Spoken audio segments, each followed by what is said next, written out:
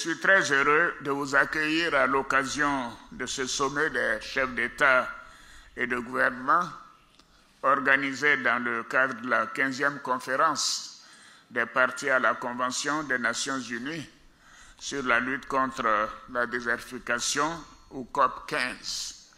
Je souhaite à chacune et à chacun de vous la cordiale bienvenue en terre ivoirienne, comme le disait M. Chao, Akwaba à chacune et chacun de vous. J'exprime mes chaleureux remerciements à mes frères chefs d'État qui ont fait le déplacement d'Abidjan pour prendre part à ce rendez-vous hautement important pour l'avenir de notre continent. Et je voudrais dire, chers frères, merci pour votre présence et je suis particulièrement honoré de vous accueillir en terre ivoirienne aujourd'hui. Mes remerciements vont aussi à... Je dois ajouter que Mme Mohamed, ma sœur Amina, doit être un peu déçue qu'il n'y ait pas de femme parmi les chefs d'État présents, mais ce sera pour la prochaine fois.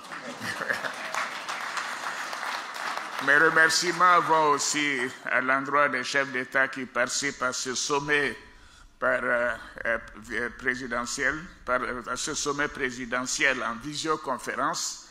Et je voudrais saluer tout particulièrement M. Abdullah Shahid, président de la 76e session de l'Assemblée générale des Nations unies, notre sœur Amina Mohamed, vice-secrétaire général des Nations unies, et Ibrahim Chao, secrétaire général de la Convention des Nations unies sur la lutte contre la désertification, pour le remarquable travail d'alerte, de plaidoyer et de mobilisation réalisé par les Nations unies, dépositaires de la Convention sur la désertification.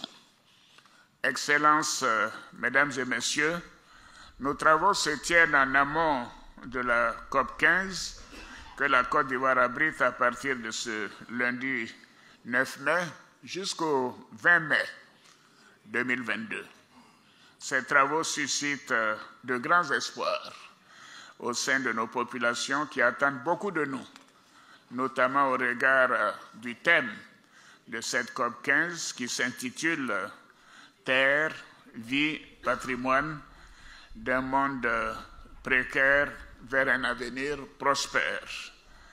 En effet, selon les données disponibles, la dégradation des sols affecte 52% des terres agricoles, menaçant ainsi l'existence de 2,6 milliards de personnes qui dépendent directement de l'agriculture.